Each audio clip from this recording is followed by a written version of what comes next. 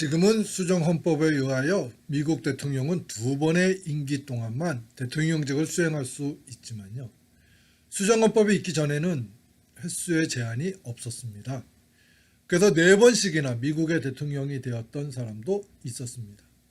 그 사람은 프랭클린 루즈벨트 대통령입니다.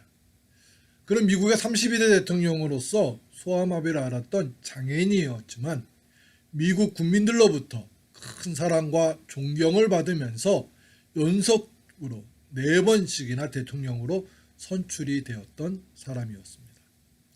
그가 그렇게 국민들로부터 큰 신임을 얻게 된 것은 그의 탁월한 정치력도 있었지만은 어떤 역경 속에서도 자신과 함께하여 주시는 하나님을 의지하고자 했던 신앙심이 있었기 때문에 가능했던 것입니다. 그는 성인이 된 후 소아마비를 앓게 되었습니다.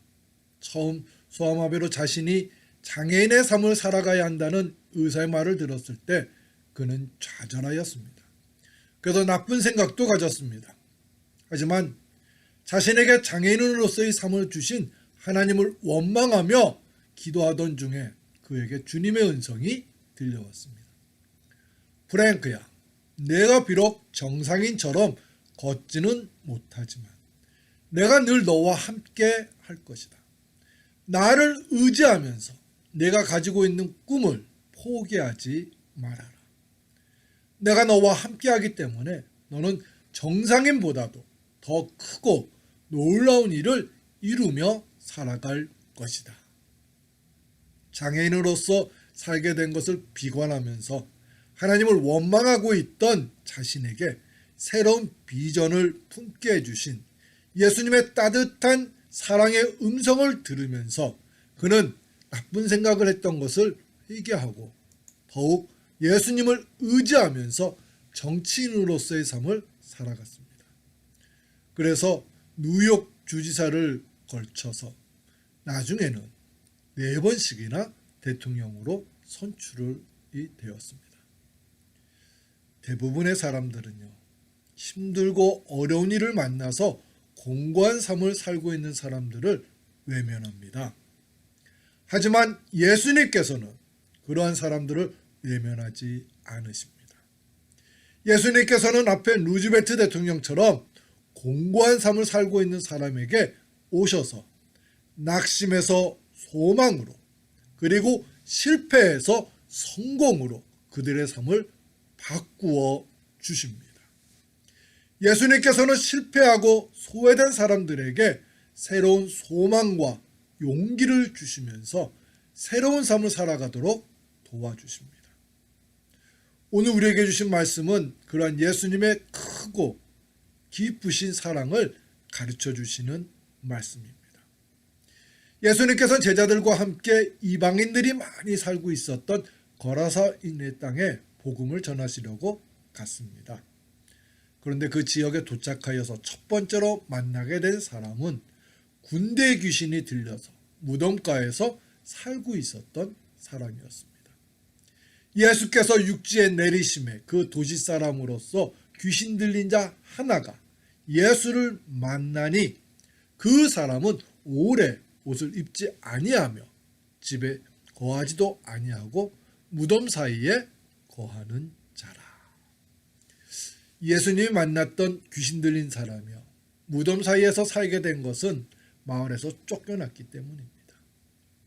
예수님이 복음을 전하던 팔레스타인 지역은요, 매우 더운 지역이라서요, 시신이 빠르게 부패합니다.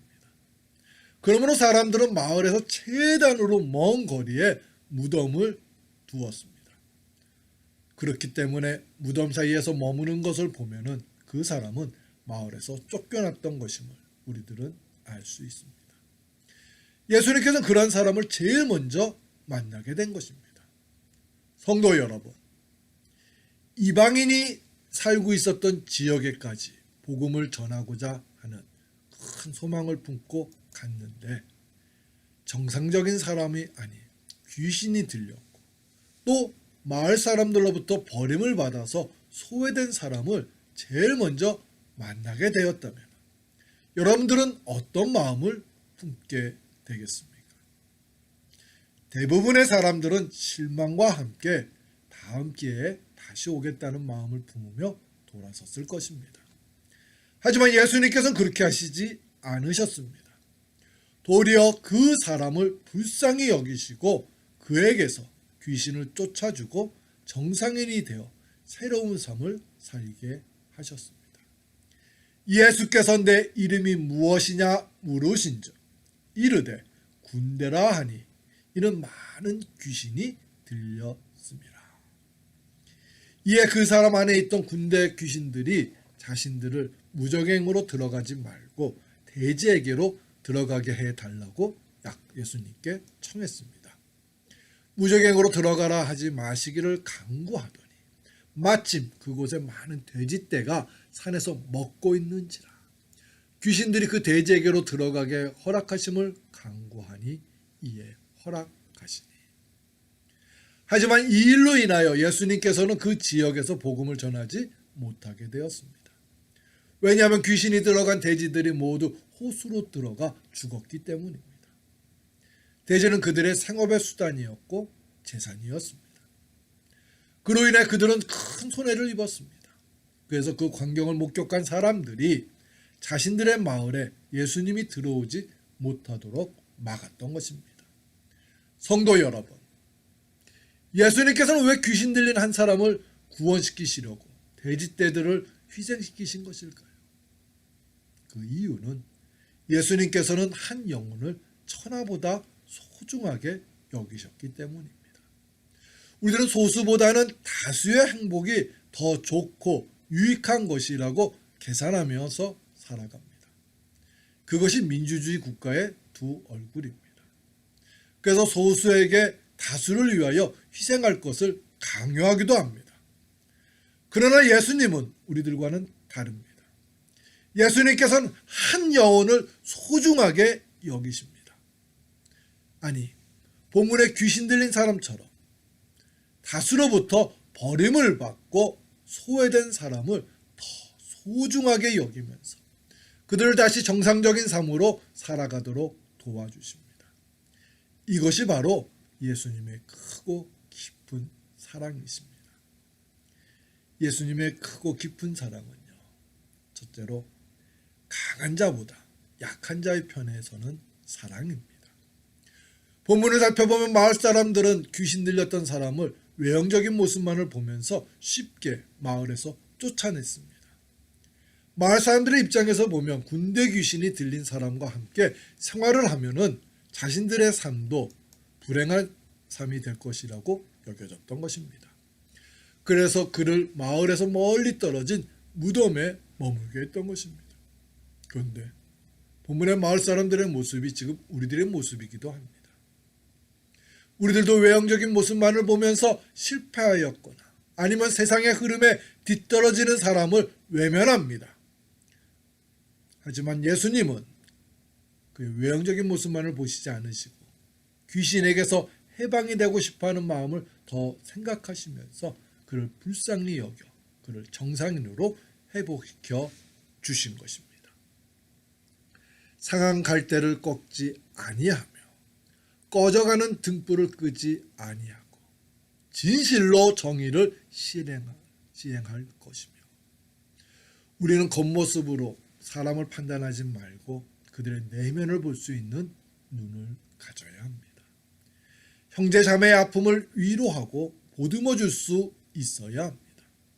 또 기다려주고 인내할 수 있어야 합니다. 우리는 그러한 예수님의 사랑을 닮아가야 할 것입니다. 겉모습만을 보면서 쉽게 사람을 판단하는 것은 교만한 모습이며 잘못된 것입니다. 예수님처럼 상대방의 내면의 모습을 보기를 노력하는 하나님의 사람들이 되시기를 축원합니다. 두 번째로 예수님의 사랑은 물질보다 영혼을 더 소중하게 여기는 사랑입니다. 35절을 보면은 마을 사람들은 귀신 들렸던 사람이 정상인이 된 것을 보고 기뻐하지 않고요, 도리어 두려워하였습니다.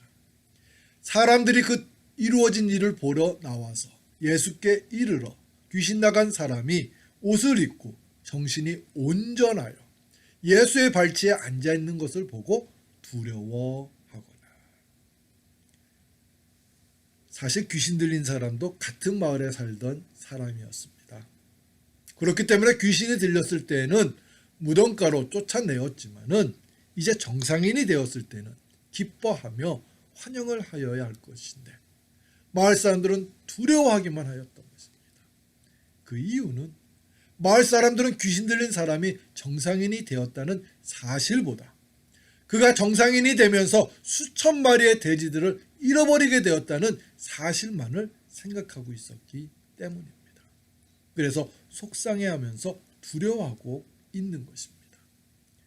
그러나 예수님은 그 지역에서 복음을 더 많이 그리고 넓게 전하지는 못했지만 소외되어서 공고한 삶을 살던 사람이 구원을 얻고 새 사람이 되었다는 것을 더 소중하게 여겼던 것입니다.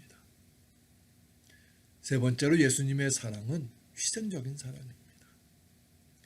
예수님은 군대 귀신 들린 사람을 정상인으로 치유해 주면서 거라사 지역의 전도를 포기하고 그곳을 떠나야 했습니다.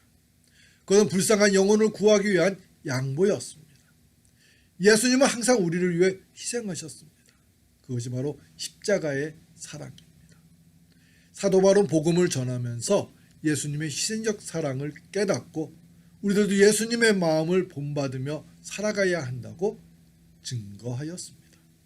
그는 근본 하나님의 본체시나 하나님과 동등됨을 취할 것으로 여기지 아니하시고 오히려 자기를 비워 종의 형체를 가지사 사람과 같이 되셨고 사람의 모양으로 나타나사 자기를 낮추시고 죽기까지 복종하셨으니 곧 십자가에 죽으심이라.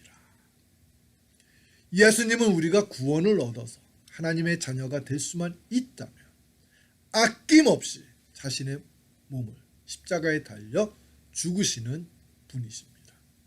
성도 여러분, 지금 공고한 가운데 살고 있습니까?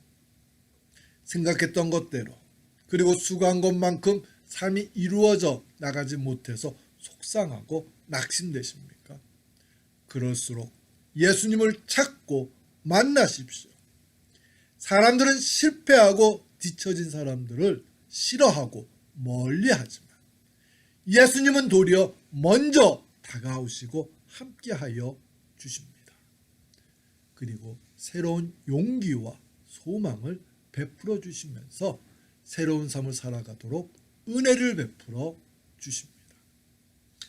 39절을 보면은 귀신 들렸던 사람은요, 자신에게 베풀어 주신 예수님의 사랑을 전하는 사람으로 바뀌었습니다. 집으로 돌아가 하나님이 네게 어떻게 큰 일을 행하셨는지를 말하라 하시니 그가 가서 예수께서 자기에게 어떻게 큰 일을 행하셨는지를 온 성내에 전파하니라. 예수님의 사랑은 열매를 맺었습니다. 그래서 한 영혼을 사랑하여 치유해 주었더니 한 영혼이 온 성내에 예수님을 전하며 놀라운 역사를 만들었습니다. 우리들은 예수님을 인격적으로 만나야 합니다. 그래서 본문의 사람처럼 새로운 삶을 살아가야 합니다. 예수님의 크고 깊은 사랑을 받으면서 새로운 삶을 살아가기를 결단하고 노력하는 저와 여러분, 우리 모두가 되시기를 주님의 이름으로 축원합니다. 우리 함께 기도드리겠습니다. 사랑의 주님, 우리 사람들은 실패된 사람이나 낙오된 사람들을 싫어하고 멀리합니다. 하지만 예수님은 더 그러한 사람들에 다가오시고 그리고 그들에게 더 큰 사랑과 은혜를 베풀어 주십니다. 저희들도 예수님의 그 사랑의 모습을 본받게 해 주시옵소서. 겉에 있는 모습으로만 판단하지 않게 해 주시고 그리고 물질보다 영혼을 더 소중하게 여기는 마음을 갖게 해 주시옵소서. 그리고 예수님이 희생적 사랑을 베푸는 것처럼 우리들도 내 유익보다 다른 사람의 유익을 더 먼저 생각할 수 있는 마음을 갖게 해 주시옵소서. 예수님의 이름으로 기도드립니다. 아멘.